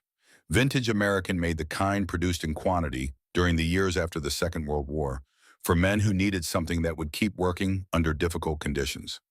Earl had worn it on Sundays and on the days he went to Wichita for meetings that required a jacket. She had not known it was missing from the debris field until she found it, and when she found it, she had stood in the mud for a long time with it in her hands before she put it in her pocket and understood what she was going to do with it. She pressed the latch on the side. The cover opened. The watch was running. It had been running through the storm, through 6 days in the mud, through the weeks of the motel and the construction and everything that had followed. Whatever the tornado had thrown at it, whatever the mud and the rain had tried to do to it, the mechanism inside had kept its count without interruption. She held it up so the crowd could see it. The afternoon light caught the silver case and scattered. "This belonged to Earl," she said. "It took the worst the devil could throw at it." She looked at it for a moment, and it kept on working. She turned to Garrett. "You were in that ditch because you spent 8 months in a cell for doing the right thing," she said. "And when the sky was falling, you told me to run and leave you. That is the watch of a man who kept on working, Garrett. It belongs with someone who understands what that means." She pressed the watch into his palm. Garrett looked down at it. His hands, scarred at the knuckles, roughened by years of working on machines, closed around it with a gentleness that was not what his hands suggested he was capable of. He looked up. His eyes were red at the edges. He nodded once, the same sharp motion as before, the gesture of a man who has decided that some things are beyond words, and words would be the wrong offering. He closed his hand around the watch and held it against his chest. Then Ironwall came up the steps. The porch held his weight without comment, which he noticed, and which May observed him notice, and which was its own kind of testimony to the men who had built it. He stood at the microphone and looked out at his men for a long moment. "We had church last night," he said. His voice needed no amplification, but he used the microphone anyway for the benefit of the townspeople along the fence line. Full chapter meeting, all voting members present. He paused. We took a vote. He turned to May. The bylaws of this organization are specific about membership. You have to ride. You have to prospect. You have to earn the patch the way every man here earned his patch. Another pause. You can't do any of that. Your eyesight alone is a liability to every other vehicle on the road. A sound moved through the crowd. Not laughter exactly. Something warmer than that. So you can't have the patch, Ironwall said. He reached under his arm and produced something he had been holding there, a bundle of black leather folded. He shook it out and held it up. It was a vest, small, tailored with a precision that suggested someone had taken considerable care with the measurements, taken them May suspected from the housecoat she had been wearing the day of the storm, which had been left on the cellar floor in the chaos of the rescue, and which had apparently been recovered by someone who understood what it would be needed for. It had the stiff, new leather smell of something made recently and made well. The hardware on the front was correct. The cut of it was correct. Ironwall turned it around to show the back to the crowd. It did not carry the death's head insignia. It did not carry the MC designation. In the same font, the same thread weight, the same execution as any chapter vest embroidered in white and red on the black leather field, it read M.A. Harlow Millhaven Protected. The sound that came from 300 men in that field was not applause. It was something older than applause. Something that started in the chest and came out without decision or performance. The sound that people make when something lands exactly where it was aimed, when the right thing happens with sufficient precision that the body responds before the mind has finished processing. Fists went up. Engines somehow impossibly all at once turned over and revved a wall of sound that shook the new windows in their storm-rated frames and sent every bird for a quarter mile lifting out of whatever it had been sitting in. The sound rolled across the Kansas fields and kept going. Ironwall held the vest open for her. May put her arms through it. It settled onto her shoulders with a weight that was different from what she had expected. Not heavy in the way that a burden is heavy. Heavy in the way that armor is heavy, the weight of something built to last, built to mean something built by people who understood what they were making and made it accordingly. She looked up at Ironwall. He was already looking at her, and his face had the specific quality that very large, very serious men's faces have in the rare moments when they allow themselves to be entirely present in something open in a way that has nothing to do with softness and everything to do with the particular courage of men who are usually required to be otherwise. May reached up with both hands, took him by the lapels of his cut, and pulled him down. She kissed him on the cheek. He straightened up slowly and looked out at his men and at the neighbors along the fence line and at the Kansas afternoon, and he did not say anything. He stepped back from the microphone and crossed his arms, and that was all. May turned to the crowd. Earl built the foundation, she said. All of you built the house. And between the two, there isn't a storm in the world that takes this land. She paused. Now. Her voice shifted into something that was not a speech voice at all, but simply her voice, the voice of a woman who has work to do and is ready to do it. Who's hungry? I have beef stew in the tent, and Rocco taught me something yesterday about what happens when you add Worcestershire at exactly the right moment, and I intend to find out if he was telling the truth. The sound that came back to her was the best sound she had heard since Earl's laugh. She went inside to feed her family. The news cycle found the story and carried it for a week the way news cycles carry things with great energy, and then without it moved along by the current of the next thing and the next. The photographs circulated widely. The footage from the morning of the confrontation was striking: a small woman in a blue dress with a cane standing in front of 300 men in black leather facing down two county bulldozers in the early light, while the Attorney General of Kansas presented evidence of mayoral fraud 18 feet away. Several newspapers ran it on the front page. Several others ran the story of the Attorney General's case against Gerald Pruitt, which moved through the Kansas court system over the following 18 months and resulted in 3 felony convictions: fraud, bribery, and abuse of official capacity. The sentence was 4 years. Pruitt served 2 years and 8 months before being released on conditions that included his permanent removal from any position of public trust in the state of Kansas. He moved to a condominium in a city where he was not known, and that was the last Millhaven heard of him. Desmond Thorne, docket filed civil suits against the Whitmore law firm, and against the county zoning board on behalf of three families whose land had been acquired under circumstances similar to May's. Two of those families recovered their properties through settlement. The third received a judgment that the Millhaven County Register described with some understatement as significant. Walt Dempsey resigned as sheriff in November of that year. He was not charged. Voss's office determined that his cooperation in the morning of the confrontation and his subsequent cooperation with the investigation weighed adequately against the years of technical compliance with Pruitt's instructions. He moved to his sister's place in Colorado, and by the account of the one person in Millhaven who maintained contact with him, spent the following years doing carpentry work and keeping to himself. May heard this and said only that carpentry was honest work, which she meant as the highest available praise. Millhaven Horizon, LLC was dissolved by court order. Its remaining land holdings were reviewed and where possible returned. Rocco's kitchen cabinets were as good as he had said. May rolled biscuit dough on the black granite counter every Sunday morning for the next 10 years, and the cold of the stone did exactly what Rocco had said it would do for the pastry, and she thought about him every time the big man with the careful hands who had argued the point with the gravity of someone discussing a matter of structural importance. She had his address in Chicago and sent him a Christmas card each year until the end.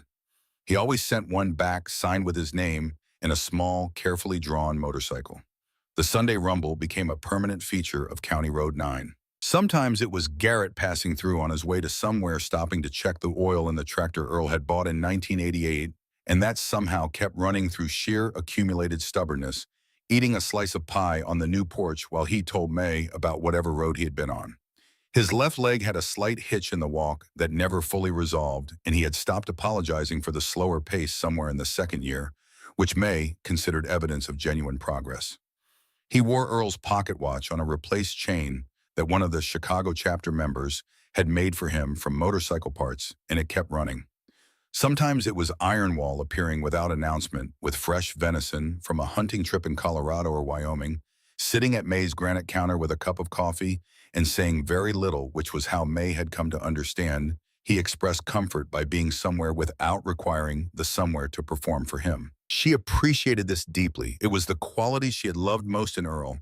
Sometimes they were strangers, prospects from chapters she had never heard of passing through Kansas on runs to coasts she would never see, who stopped at the end of County Road 9 because word had traveled the particular channels through which that kind of word travels in that kind of community, and they wanted to see the house and meet the woman and sit on the porch that 300 men had built from Earl's foundation on Earl's land. She always fed them. She would sit on the cedar porch in the Kansas afternoon and ask them questions because she had found that the asking of real questions was one of the things she could still give that people needed. Not advice, not wisdom in the form it's usually packaged, just the honest attention of someone who wanted to know what it was actually like to be the person sitting across from her. They told her about the road and the law and the brotherhood and the difficulty of being understood by people who had not chosen the same life. She told them about Earl and the land and the storm and the envelope which had become in the telling and retelling across 10 years, something that carried more than its own story, something that people took with them when they left and thought about in other places in other seasons.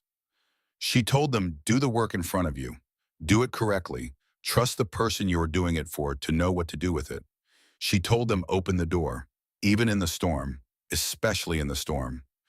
Earl's cottonwoods along the fence line had been replanted in the autumn of that first year. May had planted them herself with Garrett holding the stakes and Ironwall digging the holes with a post hole digger in silence.